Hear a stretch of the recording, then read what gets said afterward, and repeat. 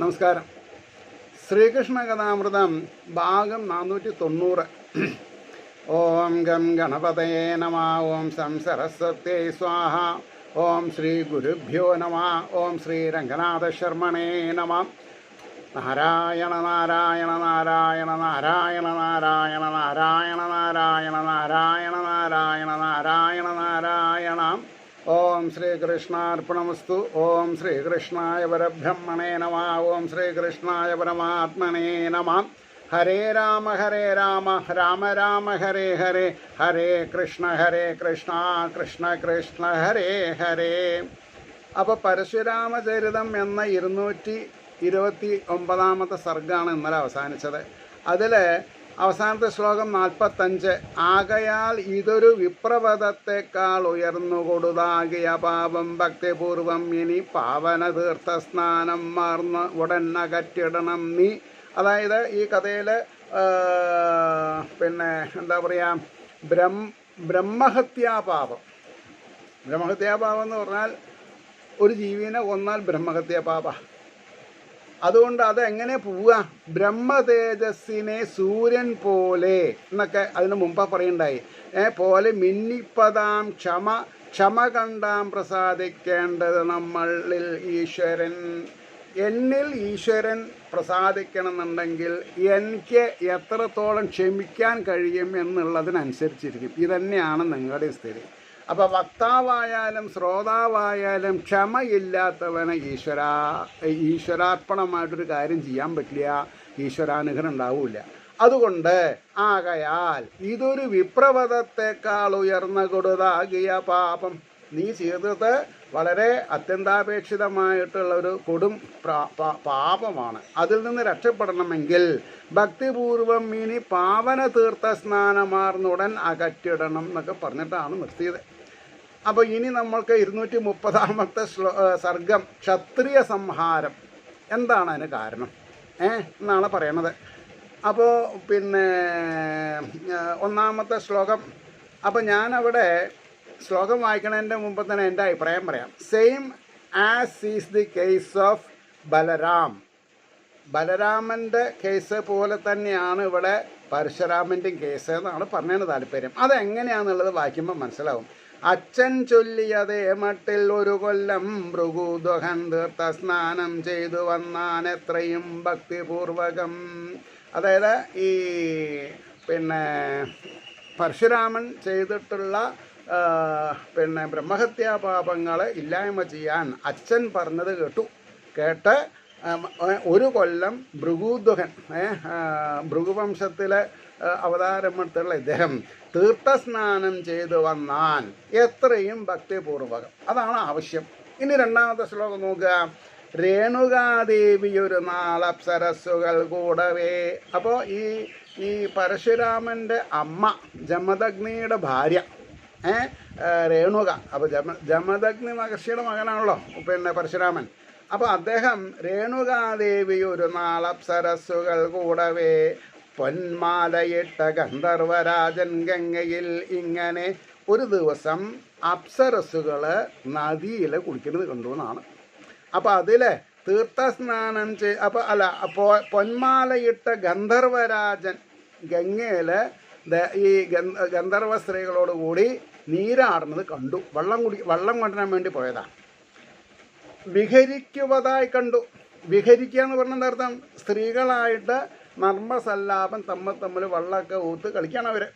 ആ വിഹരിക്കുവതായി കണ്ട് ഹോമവേള മറന്നവൾ.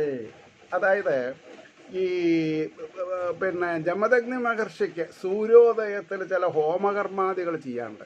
അതിന് ശുദ്ധം എന്താ പറയുക, ഈ പർണശാല ശുദ്ധാക്കാൻ വേണ്ടിയിട്ടാണ് വെള്ളം കൊണ്ടുപോകുന്നത് അല്ലേ. അത് വഴുകി ഇവരുടെ ഈ വിഹാരം കണ്ടിട്ട് ഒരു നിമിഷം സ്തബ്ധയായിട്ട് നിന്നു. ഇടിവെട്ടി കൊടുത്തിട്ട് നിന്നു. ജീവിതത്തിൽ ഇങ്ങനെയൊക്കെ കളിതമാശയൊക്കെ ഉണ്ടോ എന്നൊരു തോന്നി ഇവർക്ക്. അതാണ് അപ്സരസ്സുകൾ കൂടവേ പൊന്മാലയിട്ട ഗന്ധർവരാജൻ ഗംഗയിൽ ഇങ്ങനെ വിഹരിക്കുവതായി കണ്ടു. ഹോമവേള മറന്നവൾ ഒട്ടേറെ നേരം, കുറച്ച് ജാസ്തി നേരം ഇവരുടെ കാമകേളികൾ നോക്കി നിന്നു. നിന്നാൽ നീരിന്നു വന്നവൾ, വള്ളം കൊണ്ടുപോകാൻ വേണ്ടി വന്നവരെ, നീരാടുന്നവരെ കണ്ടുകൊണ്ട് നിന്നു. എന്താ ഇതിൽ ഗുണപാഠം? ഞാൻ പറയാം. ഞാൻ എൻ്റെ അച്ഛൻ പല കാര്യങ്ങളും എന്നെ പറഞ്ഞ് മനസ്സിലാക്കിയിട്ടുണ്ട്. എടോ ഇവിടെ വരൂ, ഇതാണ് ഈ മരുന്നൊന്ന് വാങ്ങിക്കൊണ്ടുവരിക എന്ന് പറഞ്ഞാൽ പല്ലുവേദനയ്ക്കോ അല്ലെങ്കിൽ ശരീരവേദനയ്ക്കോ തലവേദനയ്ക്കോ ഉള്ള മരുന്ന് വാങ്ങാൻ പോകുമ്പോൾ റോട്ടിൽ പാമ്പിനെ കളിപ്പിക്കുന്നുണ്ട്. 1.5 മണിക്കൂർ അത് നോക്കി നിന്നാൽ ഈ ഗുളിക വാങ്ങിക്കൊണ്ടുവരുന്നത് വഴുകില്ലേ? ഇതാണ് ഉദാഹരണം. ഇങ്ങനെ ഏതൊരു കാര്യത്തിന് പോകുമ്പോഴും ആ കാര്യത്തിൽ അവഹേളനം വരാൻ പാടില്ല. അതുകൊണ്ടാണ് ചളി കണ്ടാൽ മാറി നടക്കണമെന്ന് പറയും. ഇപ്പോൾ ഒരു വഴിക്ക് പോവുകയാണ്, ചളിയുണ്ട്, ഞാൻ ഈ ചളിയൊക്കെ ഒന്ന് വൃത്തിയാക്കി പോവാം എന്ന് പറയാൻ പറ്റില്ല. അപ്പോൾ ഇതൊക്കെ ഉപദേശങ്ങളാണ്. ഈ 8, 10, 12 വയസ്സിൽ ഇത്തരത്തിലുള്ള ഉപദേശങ്ങളൊക്കെ നമ്മൾ മനസ്സിൽ വെച്ചാൽ നമുക്ക് പരിഭ്രമം ഉണ്ടാവില്ല. എന്ത് തന്നെ അപ്സൈഡ് ഡൗൺ ആയാലും അതിനൊക്കെ നമ്മൾക്ക് പരിഹാരങ്ങളുണ്ടാവും. അപ്പോൾ ഇവിടെ നീരുന്നു വന്നവള് നീരാടുന്നവരെ കണ്ട് മനം മയങ്ങി നിന്നു. നേരം വൈകിപ്പോയതോർത്ത ശാപം ശങ്കിച്ച് നീർക്കുടം മുനിതൻ മുമ്പിൽ വെച്ചുള്ളിൽ നീറുപോൾ തൊഴുതിയിടവേ. എന്താ പ്രാസം, എന്താ പ്രസൻറ്റേഷൻ! പ്രാസം എന്ന് പറഞ്ഞിട്ടുണ്ടെങ്കിൽ ഒരേ തരത്തിലുള്ള വാക്കുകൾ ഉപയോഗിക്കുക, അതാണ്. അപ്പോൾ നേരം വൈകിപ്പോയതോർത്ത് ശാപം ശങ്കിച്ച് നീർക്കുടം, അതായത് വെള്ളത്തിൻ കുടം, മുനിതൻ മുമ്പിൽ വെച്ച് ഉള്ളിൽ നീറുപോൾ. നീരെന്ന് പറഞ്ഞാൽ വെള്ളം, നീറുക എന്ന് പറഞ്ഞാൽ ദുഃഖിക്കുക. ആ വാക്കിൻ്റെ വ്യത്യാസമാണത്. അതാണ് ഭാഷാ സൗകുമാര്യം വേണമെന്ന് പറയും. അപ്പോൾ മുനിതൻ മുമ്പിൽ വെച്ചുള്ളിൽ നീറുപോൾ തൊഴുതിയിടവേ. മനസ്സിൽ വ്യഭിചാരം കണ്ടവളെ കൊല്ലുവാനുടൻ ചൊൽകിലും മൂവർ കേട്ടിലാരാമൻ അച്ഛൻ്റെ യോഗ്യത. അവിടെ നിന്നിട്ടില്ല. അപ്പോൾ ഈ പരശുരാമന് 3 സഹോദരന്മാരുണ്ട്. അപ്പോൾ ഇതൊക്കെ സ്ത്രീകളാണെങ്കിലും പുരുഷന്മാർക്കുള്ള ഗുണപാഠങ്ങളാണ്. ഈ മനസ്സുകൊണ്ട് വ്യഭിചരിച്ചാൽ തന്നെ പാപ, പിന്നെ ശരീരം കൊണ്ട് വ്യഭിചരിച്ചാലത്തെ കാര്യം ആലോചിക്കണം. എന്നാൽ ഇതിലൊരു വൈസ് വേഴ്സ് ഉണ്ട്. അതെന്താ വിചാരിച്ചാൽ, ശരീരം കൊണ്ട് വ്യഭിചരിച്ചാലും മനസ്സുകൊണ്ട് വ്യഭിചരിക്കാണ്ടിരിക്കുക. ഇതിൻ്റെ അർത്ഥം നിങ്ങൾക്ക് മനസ്സിലാവാൻ കുറച്ച് ബുദ്ധിമുട്ടുണ്ട്. എന്ന് പറഞ്ഞാൽ ശരീരം ഇന്നല്ലെങ്കിൽ നശിക്കുന്നതാണ്. മനസ്സിന് 4 അവസ്ഥകളുണ്ട്: മനസ്സ്, ചിത്തം, അഹങ്കാരം, ബുദ്ധി. അപ്പോൾ ചിതാകാശ ഗുഹയിലാണ് ഈ ചൈതന്യം ഇരിക്കുന്നത്. അപ്പോൾ മനസ്സ് വെറുങ്ങലിച്ചാൽ ചിതാകാശ ഗുഹയിലുള്ള ചൈതന്യത്തിന് നമുക്ക് മനസ്സിലാവില്ല. അപ്പോൾ നമ്മൾ തിരയും എവിടെ പോയാലാണ് ശാന്തി ഉണ്ടാവുക. അതാണിപ്പോൾ ഇന്നത്തെ വൈകൃതങ്ങൾക്ക് കാരണം. മനസ്സ്, ചിത്തം, അഹങ്കാരം, ബുദ്ധി 4 എണ്ണത്തിനെ മനസ്സിലാക്കാതെ കണ്ടുള്ള ജീവിത സന്ധാരണമാണ്. മനസ്സിലായില്ലേ? അപ്പോൾ മനസ്സുകൊണ്ട് വ്യഭിചരിക്കരുത്. അതിന് തമിഴ്നാട്ടിലെ ഒരു കഥ തന്നെയുണ്ട്. ഒരു മുരുകക്ഷേത്രം, അത് കുറച്ച് ഉയർന്ന സ്ഥലത്താണ്. ആ മുരുകക്ഷേത്രത്തിൻ്റെ എൻട്രൻസിൽ ഒരു വ്യഭിചാരിണി വേശ്യ താമസിക്കുന്നുണ്ട്. അപ്പോൾ ഈ പ്രീസ്റ്റ് ഓം സ്കന്ധായ നമഃ, ഓം സുബ്രഹ്മണ്യായ നമഃ എന്നിങ്ങനെ പൂജിക്കുമ്പോൾ ഇവളുടെ വീട്ടിലേക്ക് ആരെങ്കിലും പോകുന്നുണ്ടോ, അയാൾ എപ്പോഴാണ് പുറത്ത് പോകുന്നത്, വേറെ ആൾ എപ്പോഴാണ് പോയത്, ഏതൊക്കെയാണ് ഇയാളുടെ മനസ്സിൽ. ഇതൊരു കഥയാണ്. അപ്പോൾ ചുരുക്കി പറഞ്ഞാൽ പൂജാരിയും വേശ്യയും ഒരു ദിവസം മരിച്ചു. പൂജാരി സ്വർഗത്ത് പോണതിന് പകരം നരകത്ത് പോയി, വേശ്യ നരകത്ത് പോണതിന് പകരം സ്വർഗത്ത് പോയി.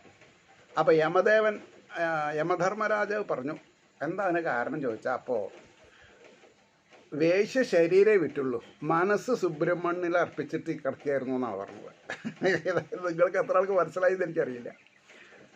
നേരെ മറിച്ച് പൂജാരി ശരീരം കൊണ്ട് എന്നെ പൂജിക്കുകയാണെങ്കിലും മനസ്സിൽ വ്യഭിചാരിയുടെ വീട്ടിൽ എന്താ നടക്കണമെന്നാണ്. അപ്പം മനസ്സാണ് കള്ളൻ. ആ കള്ളനായ മനസ്സിനെയാണ് ഈശ്വര പാതാരവിന്ദത്തിൽ വെച്ച് ഉറപ്പിക്കേണ്ടത് നമ്മൾ. ഇതറിയാണ്ട് സപ്താഹത്തിന് പോയിട്ട് ഊണ് കഴിക്കണവരെ പരദൂഷണം പറഞ്ഞുകൊണ്ടിരിക്കുക. നീ ഈ സാരി എവിടുന്ന് വാങ്ങി, ഈ ഷാൾ എവിടുന്ന് വാങ്ങി, അല്ലെങ്കിൽ ഈ പുസ്തകം എവിടുന്ന് വാങ്ങി എന്ന പാഴ്വാക്കുകൾ സംസാരിക്കാതെ കണ്ട് കണ്ണടച്ച് മൗനവ്രതത്തോടു കൂടി നാരായണ നാരായണ എന്നാണ് ജപിച്ചിരിക്കണതെന്ന് വിചാരിച്ചാൽ മോക്ഷം കിട്ടും. അല്ലെങ്കിൽ അവനവൻ്റെ വീട്ടിലിരുന്ന് നാരായണൻ ജപിച്ചാൽ മതി. സപ്താഹ പന്തലിൽ പോയിട്ട് ലഹള കൂട്ടേണ്ട ആവശ്യമില്ല. ഇത് പറയുമ്പോൾ ആൾക്കാർക്ക് വൈഷമ്യം തോന്നിയിട്ട് കാര്യമില്ല. അപ്പം ഇവിടെ എന്താ ഉണ്ടായത്? മനസ്സിൽ വ്യഭിചാരം കണ്ട് അവളെ കൊല്ലുവാനുടൻ തീരുമാനിച്ചു. ആരെ? പരശുരാമൻ്റെ അച്ഛൻ. അപ്പോൾ പരശുരാമനല്ലാത്ത 3 സഹോദരന്മാരുണ്ടല്ലോ, അവരോട് പറഞ്ഞു കൊല്ലടാ അമ്മേനെ. പറ്റില്ല പറഞ്ഞവർ. മാതൃദേവോ ഭവ. അപ്പോൾ 4ാമത് പരശുരാമനോട് പറഞ്ഞു കൊല്ലടോ പറഞ്ഞു. അവിടെയാണ് രാമൻ അച്ഛൻ്റെ യോഗ്യത അറിഞ്ഞ് ആ അമ്മയെ കൊന്നാൻ ജ്യേഷ്ഠരെയും തഥാജ്ഞയാൽ ചേട്ടന്മാരെയും കൊല്ലാൻ പറഞ്ഞു അദ്ദേഹം. അച്ഛൻ ഞാൻ പറഞ്ഞത് കേട്ടില്ലല്ലോ, കൊല്ലടാ ചേട്ടന്മാർ. അപ്പോൾ അമ്മേനെയും കൊന്നു, ചേട്ടന്മാരും കൊന്നു. സന്തോഷിച്ചു വരം നേടവെത്താൻ വാങ്ങി 4 വരം. അപ്പോൾ ഈ എന്താ പറയുക, ജമദഗ്നിക്ക് വളരെ സന്തോഷമായി. പരശുരാമൻ ആള് കേമനാണല്ലോ, എൻ്റെ ആജ്ഞ നിറവേറ്റി, ശരി ഞാൻ സന്തോഷിച്ചു, നമുക്ക് ഞാൻ 4 വരം തരാമെന്ന് പറഞ്ഞു. ഇതറിയാം. അതാണ് അറിഞ്ഞ അച്ഛൻ്റെ യോഗ്യത അറിഞ്ഞോൻ. നമുക്കൊന്നും നമ്മുടെ അച്ഛൻ്റെ യോഗ്യത മനസ്സിലായിട്ടില്ല. ശരാശരി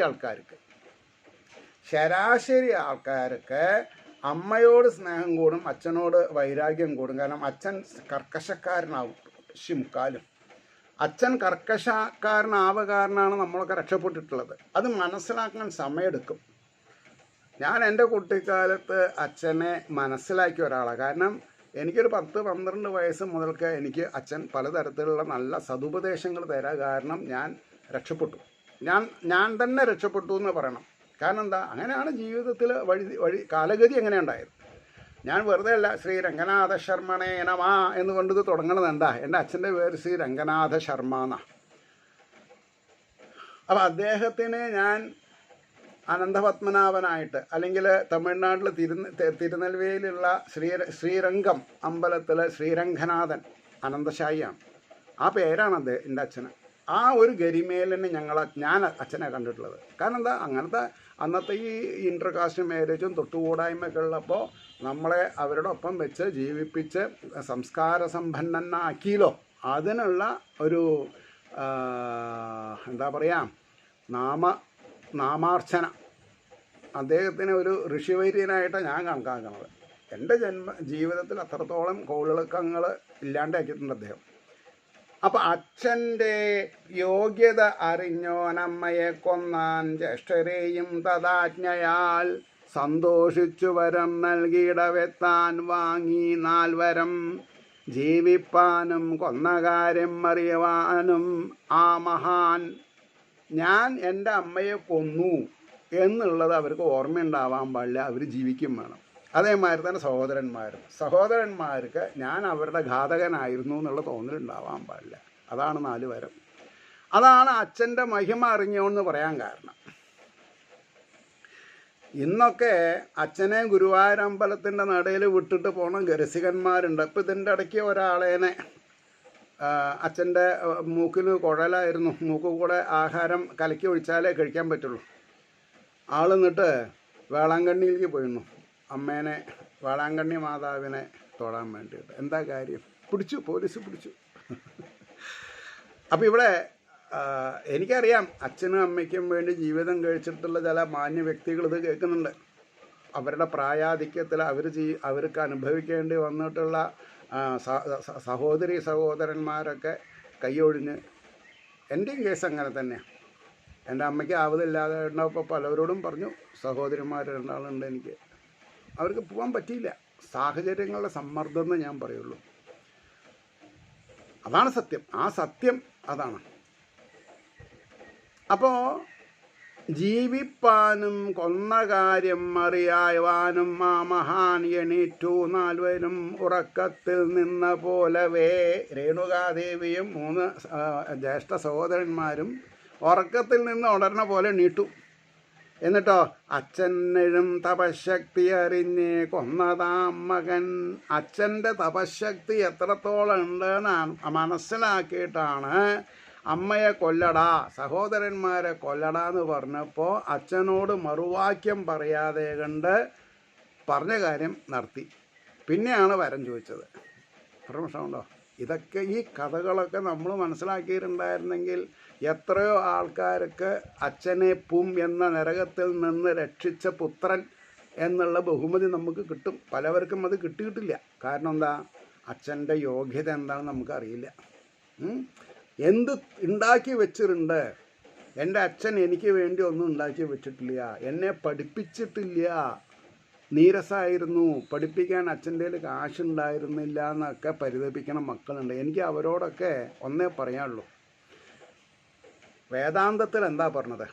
ഞാനും നിങ്ങളും ചെയ്തിട്ടുള്ള പാപപുണ്യങ്ങളെ അനുഭവിക്കാനുള്ള ജന്മം തന്നത് നമ്മുടെ അച്ഛനാണ്. ആ അച്ഛനോട് നമ്മൾക്കുള്ള ബാധ്യത എത്രയാണെന്നുള്ളത് നമുക്ക് പറഞ്ഞറിയാൻ പറ്റില്ല. അതേപോലെ തന്നെ അമ്മയ്ക്കും. അതുകൊണ്ടാണ് മാതൃദേവോ ഭവ, പിതൃദേവോ ഭവ, ആചാര്യദേവോ ഭവ എന്നൊക്കെ പറയണത്. മനസ്സിലായില്ലേ? അപ്പോൾ ഈ നല്ല തന്തയ്ക്ക് പറക്കണം പറഞ്ഞ പോലെ നല്ല ആചാര്യന് ശിക്ഷപ്പെടണം നമ്മൾ. എന്താ അങ്ങനെ പറയാൻ കാരണം എന്ന് ചോദിച്ചാൽ, ഈ സപ്താഹാചാര്യനാവാന്ന് പറഞ്ഞാൽ നീർക്കോലി മൂത്ത് നീർമണ്ടിലി ആവണ കൂട്ടത്തിൽ പുരോഹിത ആദ്യം ഹോതാവായി, പിന്നെ പൗരാണികനായി, പിന്നെ ആചാര്യനായി. അവർക്ക് പല കാര്യങ്ങളും അറിയില്ല. കാരണം ഒന്നാമത് ഈ മഹാത്മ്യം 6 അധ്യായം വായിച്ച് പഠിച്ചത് പറയൂല. കാരണം 6 അധ്യായം മഹാത്മ്യം വായിച്ചാൽ ഇന്നന്ന തമോ ഗുണ രജോ ഗുണ പ്രധാനങ്ങളായിരിക്കുന്ന ആഹാരങ്ങൾ വയ്ക്കാൻ പാടില്ല എന്നൊരു നിട്ടൂരം കൊടുത്താൽ അതോടുകൂടി ആ ആചാര്യനെ പിന്നെ ആരും വിളിക്കില്ല. അതാണ് സത്യം. പക്ഷേ എന്നെപ്പോലെ പോടാ പുല്ലേന്ന് പറയാൻ സാധിക്കണം. കാരണം എന്താ? ഈശ്വരൻ നമുക്കൊരു വഴി വെച്ചിട്ടുണ്ടാവും. പ്രൊഫഷണലായിട്ട് പോകുമ്പോഴാണല്ലോ നമുക്ക് പ്രശ്നം. പിന്നെ ആചാര്യവർണ്ണം കഴിഞ്ഞ് ദീപപ്രജ്വലനം ചെയ്താൽ അവിടെ വൈഷ്ണവ ചിത്തന്മാരും അർജുനൻ, ഉദ്ധവര്, പ്രഹ്ലാദൻ, ധ്രുവൻ, നാരദർ മുതലായിട്ടുള്ള അതികേമന്മാർ, ബ്രാഹ്മണ ശ്രേഷ്ഠരൊക്കെ സ്ഥൂല ശരീരത്തിലല്ല സൂക്ഷ്മ ശരീരങ്ങളായിട്ട് യജ്ഞവേദിയിലുണ്ടാവും. അതുകൊണ്ടാണ് യജ്ഞവേദിയിൽ നിന്ന് പ്രകൃതി നിയമത്തിന് ഒന്ന് മൂത്രമൊഴിക്കണം ആചാര്യന് പോകണമെന്നുണ്ടെങ്കിൽ ആ ഉപചാരമൂർത്തിനെ നമസ്കരിച്ച് പെർമിഷൻ ചോദിക്കണം. ഞാൻ ഒന്ന് പോയിട്ട് വരട്ടെ കേട്ടോ, വന്നാലും നമസ്കരിക്കും, ഞാൻ വന്നു കേട്ടോ. ഇതിപ്പോൾ അങ്ങനെയല്ല. സപ്താഹം നമ്മൾ കോൺട്രാക്റ്റ് എടുക്കും, 2 ദിവസം ഇരിക്കും, പിന്നെ വേറെ സ്ഥലത്ത് 2 ദിവസം, പിന്നെ വേറെ സ്ഥലത്ത് 2 ദിവസം, അപ്പോൾ 6 ദിവസമായി. അപ്പോൾ ആദ്യത്തെ സ്ഥലത്ത് വരും അവസാനം ദിവസം ദക്ഷിണ വാങ്ങാൻ. എനിക്ക് പേടിയില്ല, എനിക്കെന്തിനാ പേടിക്കണത്? സത്യമല്ലേ നടക്കണത്.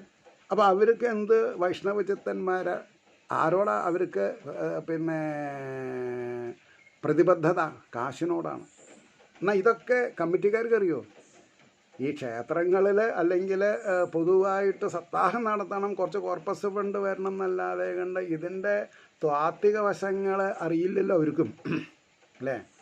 ഇപ്പോൾ ക്ഷേത്രത്തിൽ ഈ ചുറ്റമ്പലത്തിൻ്റെ ഉള്ളിൽ അഷ്ടദിക്പാലകന്മാരേനെയും മറ്റ് ദേവതമാരേനെയൊക്കെ ഓരോ എന്താണെന്നാ പറയുക, ചതുരത്തിൽ ചില കല്ലുകൾ വെച്ചിട്ടുണ്ട്. അതിൻ്റെ മുകളിൽ കൂടെ അല്ലേ നമ്മൾ സ്കൂട്ടറും അല്ലെങ്കിൽ വാഹനങ്ങൾ ഓടിച്ച് മൈക്കസെറ്റും സ്റ്റേജും ഒക്കെ ചുറ്റമ്പലത്തിലേക്ക് കൊണ്ടുവരുന്നത്. എത്തൊരു നിരുത്തരവാദപരമായിട്ടുള്ള കാര്യങ്ങളാണ് നമ്മൾ ചെയ്യണത്. ഭഗവാന്റെ പാർഷദന്മാർക്ക് ദേഹഭംഗം, അപകടം, ആക്സിഡൻറ്റ് വരുത്തിയിട്ടാണ് നമ്മൾ എന്ത് ചെയ്യണത്? വാഹനം ചുറ്റമ്പലത്തിലേക്ക് എത്തിക്കുന്നത്. അപ്പോൾ ഈ പീഠത്തിൽ ഒറ്റിക്കുന്ന ഒരു തുള്ളി ശംഖുതീർത്ഥം അല്ലെങ്കിൽ ഒരർച്ചന ചെയ്യുന്ന ഒരു പൂവിൻ്റെ ആകിരണം ഈ ചുറ്റമ്പലം വരെ ഉണ്ടെന്നുള്ളത് അതിന് അവരിപ്പോൾ എല്ലാവരും പി മാധവജിയുടെ ക്ഷേത്ര ചൈതന്യ രഹസ്യം പഠിച്ചിട്ടില്ലല്ലോ. പഠിച്ച എനിക്കല്ലേ വിഷമമുള്ളൂ അത് കാണുമ്പോൾ. എൻ്റെ വിഷമം ആരോടാ പറയുക? കമ്മിറ്റിക്കാരോട് പറയാൻ പറ്റുമോ? കാലാകാലമായിട്ട് ഇങ്ങനെയാണ് നടക്കണതെന്ന് അവർ പറയും. അങ്ങനെയാണ് പറഞ്ഞു വരുന്നത്. എനിക്ക് നിങ്ങളോട് ഇങ്ങനെയുള്ള എപ്പിസോഡുകൾ പറയാം. കാരണം എന്താ?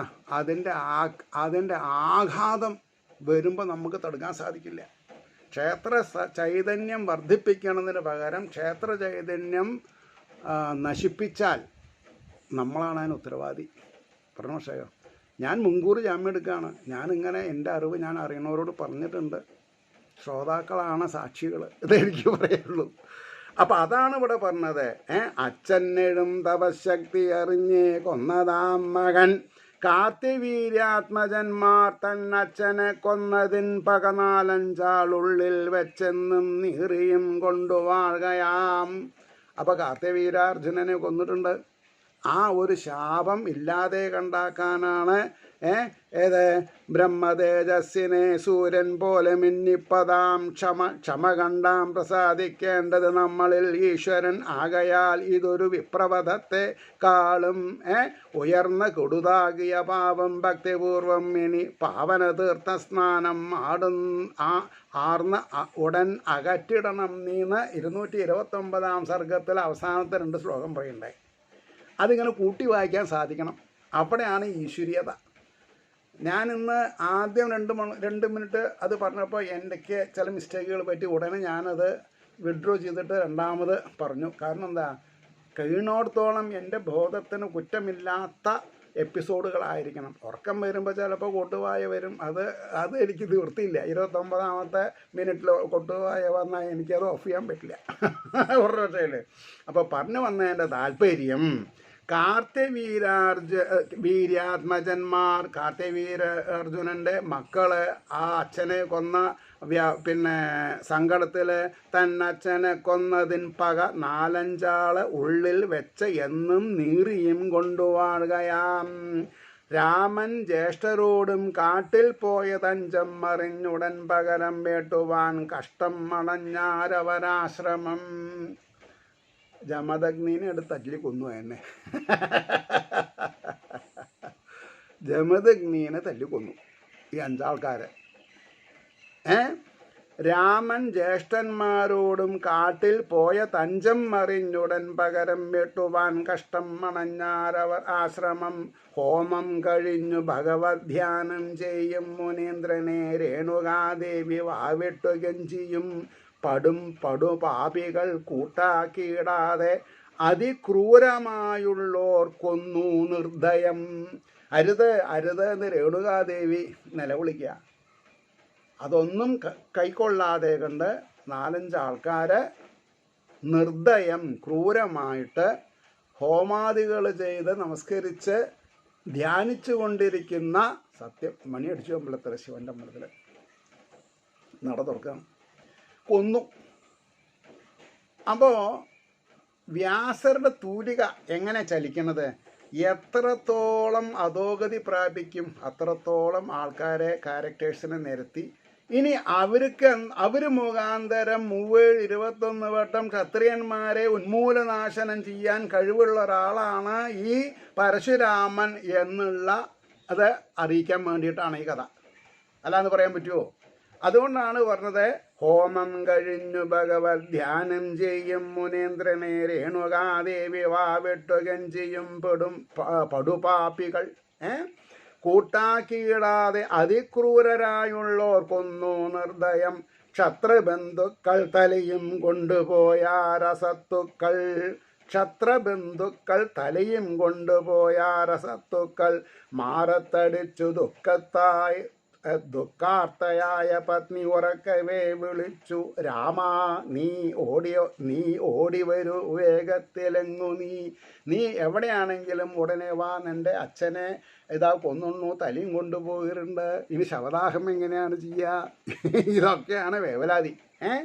കൂട്ടാക്കിയിടാതെ അതിക്രൂരമായുള്ളോർ കൊണ്ടു നിർദ്ദയം. ക്ഷത്രബന്ധുക്കൾ തലയും കൊണ്ടുപോയാൽ, അതായത് ക്ഷത്രബന്ധുക്കൾ എന്ന് പറഞ്ഞിട്ടുണ്ടെങ്കിൽ കാർത്തിവീരാർജുനൻ്റെ മക്കളെന്നർത്ഥം. ക്ഷത്രബന്ധുക്കൾ, അച്ഛൻ്റെ അച്ഛൻ ആര് മുഖാന്തര വധിക്കപ്പെട്ടത്? ഈ ജമദഗ്നിയുടെ മകൻ ആണല്ലോ കൊന്നത്. എന്നാൽ അയാൾക്ക് അച്ഛനെ ഞാൻ കൊല്ലാം, എന്നിട്ട് തലയും കൊണ്ടുപോയി. അതുകൊണ്ടാണ് മാറത്തടിച്ചു ദുഃഖാർത്തയായ പത്നി ഉറക്കവേ വിളിച്ചു, രാമാ നീ ഓടി വരൂ വേഗത്തിലെങ്ങ് നീ. ദൂരത്തു നിന്ന് ആ വിളി കേട്ട് അഴലാർന്നോടിയെത്തവേ. ഒരു 3 ഡൈമെൻഷൻ ഫിലിം കാണണ പ്രതീതി വേണം. എങ്ങനെയാണ് കാർത്തിവീരാർജുനൻ്റെ മക്കളെ പകയോടുകൂടി ഈ പിന്നെ പരശുരാമനും ഈ 3 സഹോദരന്മാരും കാട്ടിൽ ചമത പെറുക്കാൻ വേണ്ടി പോയ സൗകര്യത്തിൽ ഈ ഹോമം മുഴുമിച്ചിരിക്കുന്ന ജമദഗ്നി മഹർഷീനെ നിർദ്ദയമായിട്ട് കൊന്ന തലയും കൊണ്ട് പോവുക. അത് കണ്ടിട്ട് ആർത്തനാദം മുഴക്കുന്ന രേണുകാദേവി ആ ശബ്ദം കേട്ടിട്ട് വിദൂരത്തിലിരിക്കുന്ന രാമൻ ഓടി വരുന്നു. നമ്മളവിടെ ഒരു ക്യാമറയായിട്ട് ഒരു ഫിലിം ഡയറക്ടറെ പോലെ അല്ലെങ്കിൽ ക്യാമറാമാനെ പോലെ ഉണ്ട് എന്ന് നമുക്ക് മനസ്സിലാക്കാൻ സാധിക്കണം. അതിനുള്ള ഒരു ഔത്സുക്യം ഹൃദയകമലത്തിൽ വസിക്കുന്ന സാക്ഷാൽ ശ്രീനിവാസൻ്റെ ഔദാര്യം നമ്മൾക്ക് വേണം, കൃപാകടാക്ഷം വേണം. അപ്പോൾ ഇത് എത്രാമത്തെ പ്രാവശ്യം ഞാൻ വായിക്കണത്? അപ്പോൾ എനിക്കിതൊക്കെ ഓർമ്മ നിൽക്കാൻ വേണ്ടി ഭഗവാൻ ചെയ്യുന്ന ഒരു കരുണയാണ് ഈ യൂട്യൂബ്. നിങ്ങൾ എത്ര ആൾ കണ്ടു എന്നുള്ളത് എനിക്ക് പ്രശ്നമല്ല. ഭഗവാൻ എനിക്ക് തരുന്ന ഒരു അനർഘ നിമിഷങ്ങൾ, ഭഗവാനോട് എൻ്റെ കടമകളും കടപ്പാടും എക്സ്പ്രസ് ചെയ്യാനുള്ള ഒരു വേദിയാണിത് പ്രൊഫഷയിലെ. അതുകൊണ്ടാണ് പറഞ്ഞത്, ദൂരത്തു നിന്ന് ആ വിളി കേട്ട് അഴലാർന്നോടിയത്തവേ അച്ഛനെ കൊന്നതായി കണ്ട് ശോകാർണവ നിമഗ്നനായി ശോകം കൊണ്ട് തളം കെട്ട് നിൽക്കുന്ന ആകാശത്ത് ഒരു ചിറകറ്റ പക്ഷീനെ പോലെ ഉയർന്നു താഴെ വീണു എന്നൊക്കെ പറയാം. അപ്പോൾ ശോകാർണവം, അവിടെ അർണവം എന്ന് പറഞ്ഞിട്ടുണ്ടെങ്കിൽ പിന്നെ എന്താണെന്നാ പറയുക, കടല് സമുദ്രം തന്നെ അർത്ഥം പറയണം. അപ്പോൾ സംസാരസാഗരേ മഗ്നം മാം കരുണാനിധി എന്ന് പറഞ്ഞ മാതിരി ശോകാർണവ നിമഗ്നനായി അതായത് ശോകം തളം കെട്ടി നിൽക്കുന്ന സമുദ്രത്തിൽ മുങ്ങി. ഹാ താതാ, ആശ്ചര്യം. ഹാ താതാ സാധോ. എന്താ സാധോ എന്ന് പറഞ്ഞാൽ സ്വാത്വിക ഗുണനിധി, ഒരാൾക്കും ഒരു ഉപദ്രവം ചെയ്യാത്തവനെ നഷ്ടമാണ്. സാധോ ധർമ്മിഷ്ഠ, ഇന്നേ വരെ അങ്ങ് അധർമ്മമായിട്ടൊന്നും ചെയ്തിട്ടില്ല. എന്നാൽ പിന്നെ എന്തിനാണ് ഇങ്ങനെ ദുർഗതി വരുത്തിയത് എന്ന് ചോദിച്ചാൽ, ക്ഷത്രിയന്മാർക്ക് വരാൻ പോകുന്ന ഉന്മൂലനാശനത്തിൻ്റെ തീവ്രത കൂട്ടണമെന്നുണ്ടെങ്കിൽ സാധുവും ധർമ്മിഷ്ഠനുമായിട്ടുള്ള ഒരാളേനെ ബ്രഹ്മഹത്യാപാപം വേണം. അതാണ് വ്യാസൻ്റെ തൂലിക. വ്യാസരെ എപ്പോഴും നമ്മൾ നമസ്കരിക്കണം. നമ്മൾക്ക് മനസ്സിന് എന്തെങ്കിലും ഒരു അറിവിൻ്റെ ഒരു കണിക കിട്ടിയാൽ ഉടനെ വ്യാസായ നമഃ പറഞ്ഞ് നമസ്കരിക്കുക മനസ്സുകൊണ്ട്. നിങ്ങൾ കേൾക്കുമ്പോൾ നിങ്ങൾ നമസ്കരിക്കുക. അപ്പോൾ കൃഷ്ണദ്വൈപായനൻ വിഷ്ണുവിൻ്റെ അവതാരമാണ് വ്യാസർ. അപ്പോൾ തഥാസ്ഥൻ നമ്മൾ ഉച്ചയിന്ന് നന്നായി വരട്ടെ എന്ന് പറയും. അപ്പോൾ ഹാ താതാ സാധോ ധർമ്മിഷ്ഠ, ഞങ്ങളെ കൈവെടിഞ്ഞു നീ പോകി എന്നാദി പൂണ്ട്. വിഷമായി, വ്യാധിയല്ല ആദി പൂണ്ട് രാമൻ തേങ്ങിക്കരഞ്ഞു പോയി. ആരാ രാമൻ? ഈ പരശുരാമൻ ആരാ? സാക്ഷാൽ മഹാവിഷ്ണുവിൻ്റെ അവതാരമാണ്. അദ്ദേഹം തേങ്ങിക്കരഞ്ഞു. കാരണം എന്താ? ഒരു ബ്രാഹ്മണൻ ക്ഷത്രിയനാവുക, അല്ലെങ്കിൽ ബ്രാഹ്മണൻ ക്ഷത്രിയന്മാരെ ഉന്മൂലനാശം ചെയ്യാം. ശരിക്കും ക്ഷത്രിയന്മാർ ബ്രാഹ്മണന് വേണ്ട ഔദാര്യങ്ങൾ ചെയ്ത് കൊടുക്കുക വേണ്ടത്. അപ്പോൾ ക്ഷത്രിയന്മാർ ചെയ്ത പാപം എന്താ? ധർമ്മിഷ്ഠനായിരിക്കുന്ന ജമദഗ്നി മഹർഷീനെ നിർദ്ദയം അദ്ദേഹത്തിൻ്റെ ഭാര്യയുടെ മുമ്പിൽ വെച്ച് അവരുടെ ആക്രോശങ്ങൾക്ക് വിലയില്ലാത്ത രീതിയിൽ പെരുമാറി. അതല്ലേ സ്ഥിതി. അതുകൊണ്ടാണ് പറഞ്ഞത് രാമൻ തേങ്ങിക്കരഞ്ഞുപോയി. അത് നമുക്ക് വേദന ഉണ്ടാവണം. ഞാനാണ് കരണതെന്നുള്ള രാമനായിട്ടും ജമദഗ്നിയായിട്ടും നമുക്ക് മാറാൻ സാധിക്കണം. ഉടൻ താതൻ്റെ ആദേഹം ജ്യേഷ്ഠർക്ക് ഏൽപ്പിച്ച് വെൺമൊഴിയെടുത്തു ദുഷ്ടരാജന്യവംശമാകെ മുടിക്കുവാൻ. ഒരു സംശയം ഉണ്ടായില്ല. ശവദാഹമൊക്കെ നിങ്ങൾ നടത്തും, ഞാനിതാ വരണു എന്ന് പറഞ്ഞ് തൻ്റെ ആയുധമായിരിക്കുന്ന മഴുവും എടുത്ത് അദ്ദേഹം പോയി. ഉടൻ താതൻ്റെ ആദേഹം ജ്യേഷ്ഠർക്ക് ഏൽപ്പിച്ച് വെൺമൊഴിയെടുത്ത് അന്യവംശമാകെ മുടുക്കുവാൻ ഉറച്ച് മാഹിഷ്മതിയിൽ പാപത്താൽ താൻ നശിച്ചതിൽ, മാഹിഷ്മതി എന്നുള്ള നഗരത്തിൽ പാപത്താൽ താൻ നശിച്ച് അതിൽ ദുഷ്ടക്ഷത്രിയ ശീർഷങ്ങൾ, തലകളെന്നർത്ഥം, ശീർഷങ്ങൾ, ദുഷ്ടക്ഷത്രിയ ശീർഷങ്ങൾ കുന്നുകൂട്ടി മഹാഭുജൻ. കാണുന്ന ക്ഷത്രിയന്മാരെ നിഷ്കരണം വാഴപ്പിണ്ടി വെട്ടണ കൂട്ടത്തിൽ വെട്ടിയിട്ടു.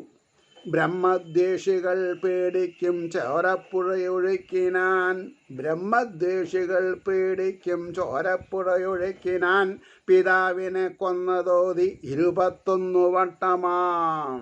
21 വട്ടം ഈ ഭൂമണ്ഡലത്തിൽ ഉണ്ടായിരുന്ന ക്ഷത്രിയ വംശത്തിനെ മുടിപ്പിച്ചു അദ്ദേഹം. അതിന് കാരണം എന്താ 20, 19, 22 ആവാത്ത ചോദിച്ചാൽ 21 വട്ടം രേണുകാദേവി മാറത്തടിച്ചു എന്നാ. ഓരോ അടിക്കും ഭൂമണ്ഡലത്തിൽ നിന്ന് ക്ഷത്രിയന്മാരെ ഉന്മൂലനാശനം ചെയ്തു. എവിടുന്ന് കിട്ടും? വായിക്കണം, ധാരാളം വായിക്കണം. 37-21 നമുക്ക് എല്ലാവർക്കും അറിയാം. രേണുകാദേവി 21 വട്ടം മാറത്തടിച്ചു. അതാണ് പറഞ്ഞത്. അപ്പോൾ പറഞ്ഞു പിതാവിനെ കൊന്നതോതി 21 വട്ടമാം ദുഷ്ടക്ഷത്രം നശിപ്പിച്ചു. ദുഷ്ടന്മാരായിട്ടുള്ള ക്ഷത്രിയന്മാരെ നശിപ്പിച്ചു. എന്നിട്ടോ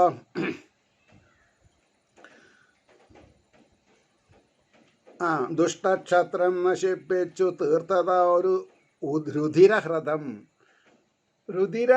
ചോര കൊണ്ടുണ്ടാക്കിയിട്ടുള്ള വലിയ ഒരു മാനസ സരോവരം മാതിരി ഒരു തടാകം. അത് ആ പിതാവിൻ്റെ അപ്പോൾ പറഞ്ഞു നഷ്ടക്ഷത്രം നശിപ്പിച്ചു തീർത്ത ആ രുധിരഹ്രദം സമന്തപഞ്ചകത്തിങ്കൽ. അതിൻ്റെ പേരാണ് സമന്തപഞ്ചകം. പ്രഭു ലോകഹിതേച്ഛയാൽ. ലോകഹിതം എന്ന് പറഞ്ഞെന്താ? ദുഷ്ടന്മാരായിട്ടുള്ള രാജാക്കന്മാരുണ്ടാവാൻ പാടില്ല. ഇപ്പോഴും ശരിക്കും ബലരാമൻ എന്താണ് പറയുക, ഒരു പരശുരാമൻ്റെ ആവശ്യമുണ്ട് നമുക്ക്, ഇല്ലേ? എന്നാണ് എനിക്ക് തോന്നുന്നത്. If I am mistaken, excuse me. രാജ്യം ഭരിക്കണവർ ദുഷ്ടരാണെങ്കിൽ അവരെ ഇല്ലായ്മ ചെയ്യണമെന്നാണ് ശ്രീകൃഷ്ണ കഥാമൃതം ഭാഗവതം പറയണത്. മനസ്സിലായോ? അപ്പോൾ പിതാവിൻ്റെ ശിരസ് അർജുനാത്മജന്മാരിൽ നിന്നുടൻ കൊണ്ടുവന്ന് അപ്പോൾ അവിടെ സമന്തക പഞ്ചകത്തിങ്കൽ പ്രഭുലോകഹിതേച്ഛയാൽ. അവിടെ പ്രഭു എന്ന് പറഞ്ഞാലാ സാക്ഷാൽ മഹാവിഷ്ണുവിൻ്റെ അവതാരമായിട്ടുള്ള പരശുരാമൻ. പിതാവിൻ്റെ ശിരസ് അർജുനാത്മജന്മാരിൽ നിന്നുടൻ കൊണ്ടുവന്ന് ശരീരത്തിൽ യോജിപ്പിച്ചു. കാർത്തിവീരാർജുനൻ്റെ മക്കളെ തേടിപ്പോയി അവരേനും കൊന്ന് എന്താ പറയുക, അച്ഛൻ്റെ ശിരസ് വാങ്ങി ശരീരത്തിൽ വെച്ച് യോജിപ്പിച്ചു. മഖാഗ്നിയിൽ, അതായത് ശവം ദഹിപ്പിച്ചു എന്നർത്ഥം. മഖാഗ്നിയിൽ യജിച്ചാനയിലാത്മാവാം സർവദേവസ്വരൂപനെ. അപ്പോൾ വിഷ്ണുവിനെ അംശമായിട്ട് വന്നിട്ടുള്ള പരശുരാമൻ സാക്ഷാൽ ആദിദേവനായിരിക്കുന്ന നാരായണനെ മനസ്സിൽ ധ്യാനിച്ചു എന്ന് അർത്ഥം ഞാൻ ഇന്ന് പറയും. ഇതുവരെ എനിക്ക് പറയാൻ പറ്റിയിട്ടില്ല. കാരണം എന്താ, ഞാനിങ്ങനെ വായിച്ച് ത്രിമൂർത്തികളുടെയും അധീശനാണ് നാരായണൻ എന്നൊരു പ്രസ്താവന ഞാൻ വായിച്ച് മനസ്സിലാക്കി. ഇന്ന് കാലത്ത് ഞാനതിൻ്റെ ഒരു പോസ്റ്റും ഫേസ്ബുക്കിൽ ഇട്ടിട്ടുണ്ട്. കാരണം സംസ്കൃതം ഞാൻ പഠിച്ചിട്ടില്ല.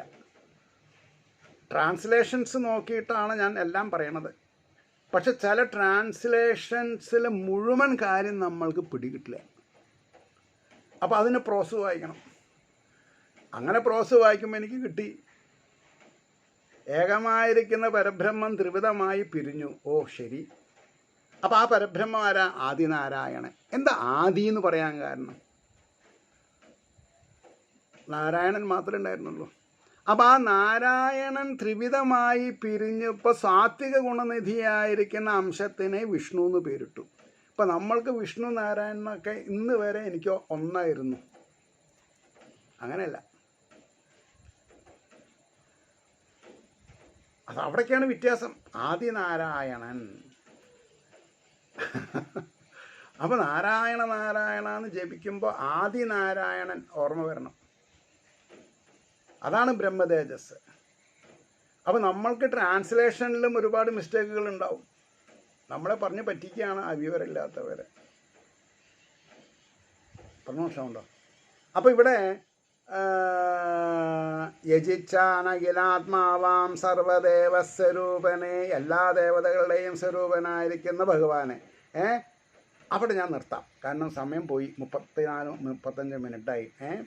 അപ്പോൾ ഞാനിവിടെ എന്താ പറയുക, 491 ഭാഗം നാളെ പറയാം. ഏവർക്കും ആദിനാരായണൻ്റെ അനുഗ്രഹാശിസ്സുകൾ എല്ലാവർക്കും ഉണ്ടാവട്ടെ എന്ന് പ്രാർത്ഥിച്ചുകൊണ്ട് വാക്കുകൾ ചുരുക്കുന്നു. നമസ്കാരം. നാളെ കാണാം.